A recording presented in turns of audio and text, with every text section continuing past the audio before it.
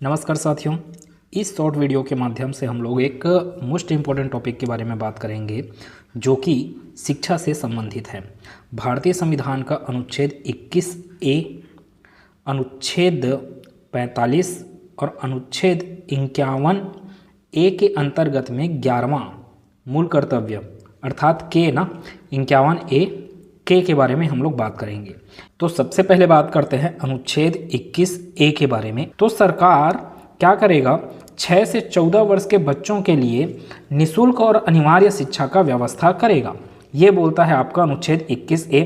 जैसे कि आप यहाँ पे देख सकते हैं, उदाहरण के तौर पे 10 साल के बच्चे को अगर स्कूल में पढ़ने का अधिकार है तो सरकार क्या करेगा, उसके शिक्षा की निःशुल्क व्यवस्था करेगा निःशुल्क व्यवस्था। अब ये कोई प्राइवेट स्कूल में लागू नहीं हो रहा है, ये सिर्फ किस में लागू होगा, गवर्नमेंट स्कूल में लागू होगा।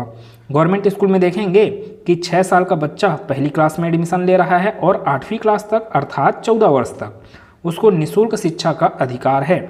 ये बोलता है अनुच्छेद 21A। जबकि अनुच्छेद 45 क्या बोलता है उसको देखें एक बार, मतलब कि 6 वर्ष से कम उम्र के बच्चे के लिए है ये कौन सा अनुच्छेद 45, जो कि DPSP के अंतर्गत है। तो क्या कहता है ये, राज्य को बच्चों के लिए प्रारंभिक बाल्यावस्था देखभाल और शिक्षा की व्यवस्था करने का प्रयास करना चाहिए ना।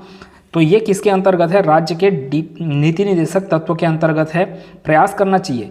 तो सबसे पहली बात आपको क्या समझ में आया, 21A बोलता है 6 से 14 वर्ष के बच्चे के लिए, जबकि अनुच्छेद 45 बात करता है 6 वर्ष से कम उम्र के बच्चे के लिए। तो उदाहरण क्या दिख रहा है आपको, 4 साल के बच्चे के लिए आंगनबाड़ी, बाल देखभाल, प्रारंभिक शिक्षा जैसी व्यवस्था करना, ये आपका अनुच्छेद 45 के अंतर्गत है।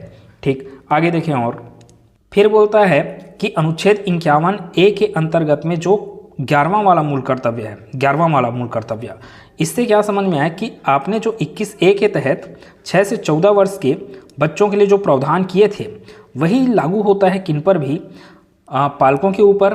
कि पालकों का क्या होगा, दायित्व होगा कि वे अपने 6 से 14 वर्ष के बच्चों को प्रारंभिक शिक्षा उपलब्ध कराएं। और ये 51A किसके अंतर्गत है, 11वां जो मूल कर्तव्य है वो किसके अंतर्गत, मौलिक कर्तव्यों के अंतर्गत है। जैसे कि 8 साल के बच्चे के माता पिता का क्या कर्तव्य होना चाहिए कि वे मतलब कि माता पिता उसे क्या उपलब्ध कराएं, शिक्षा का अवसर जरूर दें, ये कर्तव्य होना चाहिए। तो आपने देखा शिक्षा संबंधित 3 प्रमुख अनुच्छेदों के बारे में, ये मोस्ट इंपॉर्टेंट है, इसको अच्छे से याद रखिएगा।